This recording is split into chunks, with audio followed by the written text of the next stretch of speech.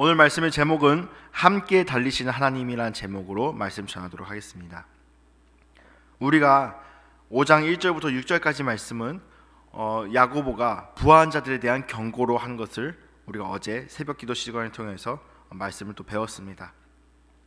그러면 야고보는 왜 부한 자들에 대해서 경고를 하고 있을까요? 이 부한 자들은 일반적으로 돈이 많고 부유한 사람들을 경고하는 것이 아니라 자신의 밑에서 일하는 품꾼들에게 정당하게 지급해야 될 그 삭들을 제대로 지급하지 않고 그것들로 부를 쌓은 아주 나쁜 사람들, 불의한 자들에 대해서 경고하고 있는 것입니다. 즉 야고보가 경고하고 있는 부한 자들은 자신의 의를 위해서 또 자신의 부를 위해서 불의를 행하는 자들을 의미하고 있습니다. 그렇다면은 오늘 말씀 7절부터 12절까지의 말씀은 누구를 대상으로 하고 있을까요? 바로 이 불의한 자들에 의해서 정죄당하고 목숨을 잃었던 의인들에 대해서 말씀하고 있습니다. 먼저 야고보는 7절 그러므로 형제들아, 이 의인들이 교회에 있는 성도들, 우리들을 의미하고 있음을 야고보는 명시하고 있습니다. 주께서 강림하시기까지 길이 참으라. 주께서 강림하시기까지 길이 참으라. 즉 예수 그리스도께서 오시기까지 오래 참으라, 곤고히 참으라 라고 권고하고 있습니다. 그리고 그 권고의 내용을 농부의 비유를 통해서 얘기하고 있습니다. 농부들의 관심은 어디에 쏠려 있을까요? 농부들이 농작물을 심고 그 결실이 어떻게 나타날지에 농부의 관심은 거기에 다 쏠려 있습니다. 농부는 결실이 맺히기까지 인내합니다. 자신이 심은 그 농작물이 중간에 얼마나 자라는지 수시로 뽑아서 확인하는 농부는 없습니다. 하지만 농부 마음대로 되지 않는 것이 있습니다. 농사를 지을 때 가장 중요한 기후, 비가 얼마나 오는지, 햇빛이 얼마나 비추는지, 이것이 매우 중요하겠죠. 더구나 말씀의 배경이 되는 팔레스타인 지역은 물이 아주 귀중한 지역입니다. 그렇기 때문에 비가 오느냐 많으냐가 이 농사가 잘 되느냐 많으냐를 결정짓는 중요한 요소가 됩니다. 그렇다면 오늘 말씀에 나오는 이른 비와 늦은 비, 농부가 기다리는 이 이른 비와 늦은 비는 무엇일까요? 이른 비는 겨울이 오기 전에 내리는 비로 여름 동안에 가물어져 있던 땅을 촉촉하게 만들어주는 그런 역할을 합니다. 그래서 땅이 촉촉해져서 농작물을 심기 편하게 만들어주고 또 농작물들의 그 씨가 발아하기 쉽게 만들어주는, 흙을 촉촉하게 만들어주는 그런 역할을 하고 있습니다. 그러면 늦은 비는 어떤 역할을 하고 있을까요? 늦은 비는 겨울이 끝나고 나서 오는 비, 봄비라고도 부릅니다.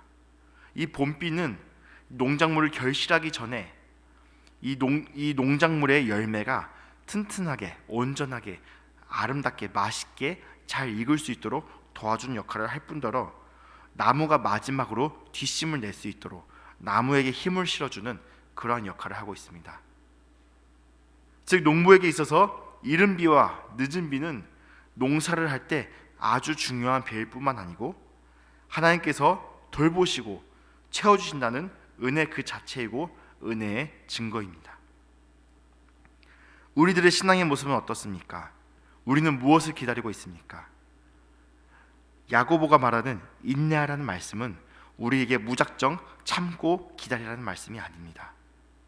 하나님께서는 우리들에게 이른 비와 늦은 비로 우리들에게 한없는 은혜를 공급해 주실 것을 약속하고 계십니다. 신앙생활을 하다 보면은 또 갖가지 사역을 하다 보면은 우리가 또 살아가다 보면은 여러 가지로 낙심할 때가 있습니다. 내가 다른 사람에게 은혜를 끼쳐야 되는데 내가 오히려 메마른 심령 가운데 살아갈 때가 있습니다. 낙심에 빠질 때가 있습니다. 심지어는 나 홀로 끝없이 마라톤을 하고 있다는 그런 생각에 빠져서 모든 것을 포기하고 내려놓고 싶을 때가 있습니다. 그러나 하나님께서는 우리들의 상황을 결코 좌시하지 않으십니다. 우리들에게 그때에 맞는 은혜를 허락해 주십니다.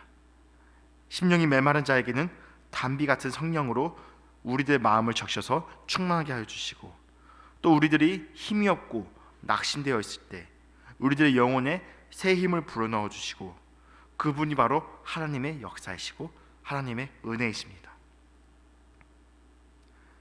오늘 성경 말씀에는 하나님의 말씀대로 살았기 때문에 정죄당하고 목숨을 잃었던 사람들이 나오고 있습니다.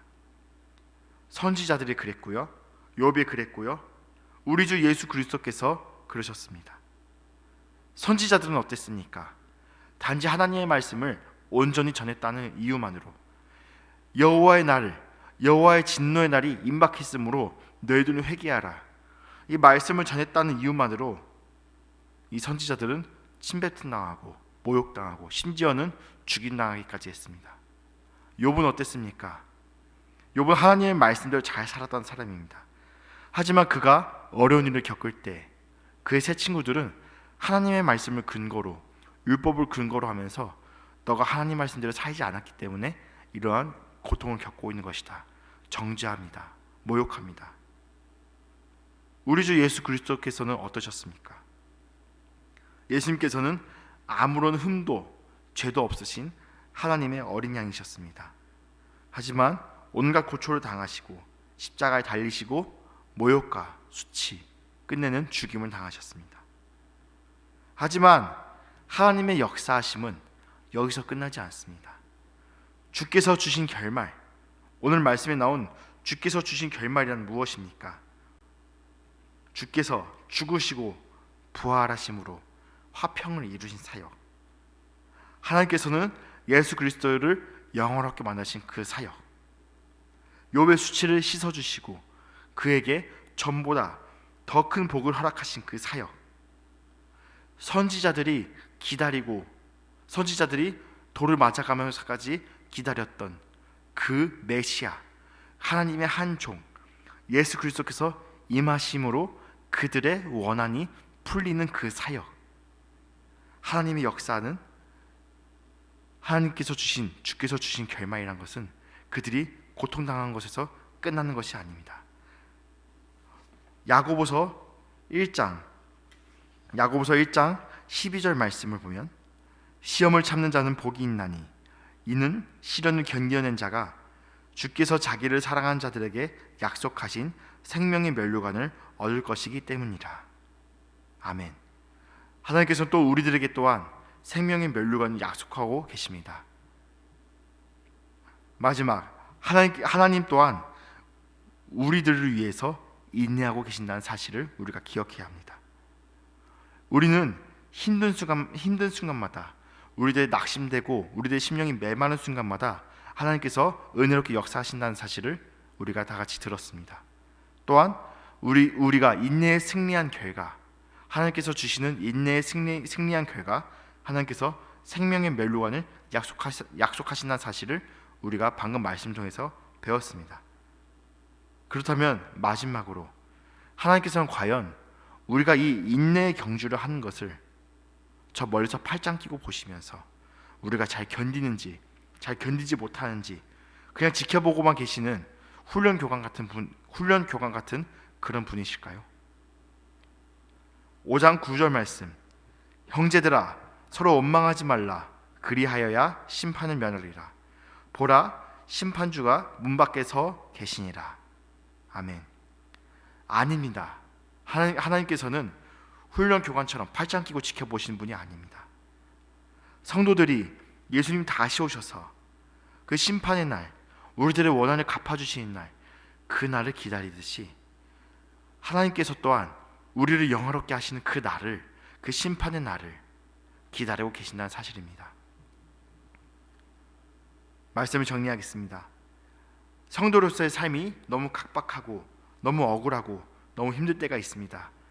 교회 밖의 사건이든 교회 안의 사건이든 심지어 내 안에서 일어나는 어떠한 신앙의 갈등이든 우리는 낙심하고 넘어질 수가 있습니다. 심령이 메마를 수가 있고요, 힘이 들어서 낙심할 수가 있습니다. 하지만 분명한 것이 있습니다. 이 믿음의 경주 끝에는 예수 그리스도의 재림과 하나님 나라의 완성이라는 끝이 확실하게 있습니다. 예수 그리스도께서는 분명 우리의 심판주로 오실 것을 분명히 약속하고 계십니다. 이 심판이란 무엇입니까? 우리가 이 심판을 두려워함으로 하나님 말씀 위에 굳건히 서야 할 것을, 그리고 이 심판의 날이 있기 때문에 우리들의 모든 억울한 것들이 하나님께서 풀어주실 것을, 이 심판의 날을 분명히 약속하고 계십니다. 그리고 우리가 이 달려가는 길은요, 결코 우리가 혼자 뛰어가는 마라톤이 아니라는 사실을 하나님께서는 말씀하고 계십니다. 하나님께서는 우리에게 이른 비와 늦은 비와 같이 우리에게 그 도움이 적실할 때 하나님께서는 우리를 소생하게 하시고 우리에게 힘주시는 분, 그분이 바로 하나님이십니다. 이런 찬양이 있습니다. 나의 등 뒤에서 나를 도우시는 주, 나의 인생길에서 지치고 고나여 매일처럼 주저앉고 싶을 때 나를 밀어주시네.